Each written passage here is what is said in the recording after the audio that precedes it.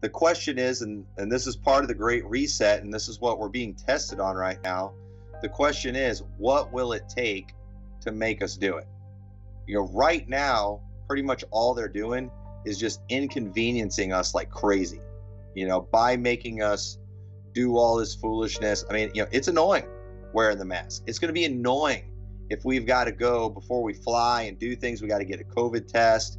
These things are going to become so annoying. A lot of people are just going to say, you know what, give me the shot.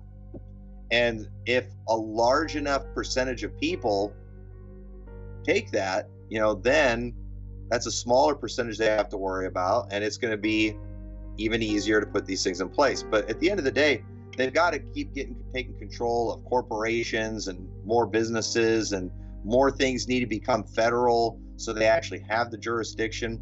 And they're all working towards that. They're all moving towards it. But what stops this type of thing is resistance. You have to resist. You have to push back. And Americans are just so passive about everything. They don't resist to anything. And it's just, whatever the government says, that's what I'm going to do. And they've got it in their head that, government, here's what people get mixed up. They see that verse in the Bible. It says, for rulers are not a terror unto good works. Okay. The Bible does say that, but you know what the Bible also says? Whoso findeth a wife findeth a good thing and obtaineth of the Lord. Now, does that mean that every wife is a good wife? Okay. There are some men out there that are married to absolute horror stories, and nobody would make the argument that what they are married to is a good thing. Okay. Yes, she has the title of wife, but she is not fulfilling the role of wife. She's not submitting to her husband. She's not doing all the things that God called her to do. Maybe she's even bossing the husband around, which is not what God called her to do. But people are like, well, it's a wife, therefore it's a good thing. Well, it's the same thing with government. God ordained the government certain authority and certain jurisdiction.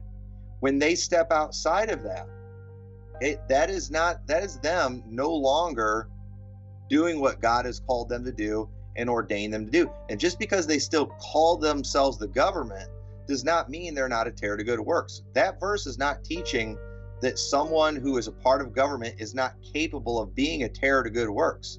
If they are any ruler that's doing what God has ordained them to do, is going to be a blessing and is not going to be a terror to good works. They're going to be a terror to those who are evil, to the evildoers. But what we're seeing today is people, they get certain offices, and then all of a sudden they declare themselves authority that God never gave them, authority that the Constitution never gave them.